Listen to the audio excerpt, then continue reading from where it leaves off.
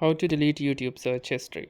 So hey guys, welcome to this tutorial. In this tutorial I'll be guiding you through the steps on how you can delete your YouTube search history. So for that, the first thing that you will need to do is simply launch your YouTube application, and once you are inside your YouTube, click onto the search bar. Now from here, simply tap and hold onto that particular history that you want to delete. So for example, let's say I want to delete this particular entry. So once I've tap and hold, I can click onto this remove button, and then I can repeat the same thing again and again.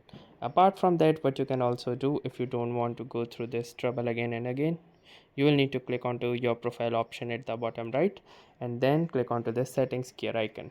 Now in the settings gear icon, you can choose the privacy option, and under the privacy, if it gives you the option, you can find it here, or if you can't find it, what you can also do is simply go back, and from here you will need to click onto this option at the top that says your data in YouTube.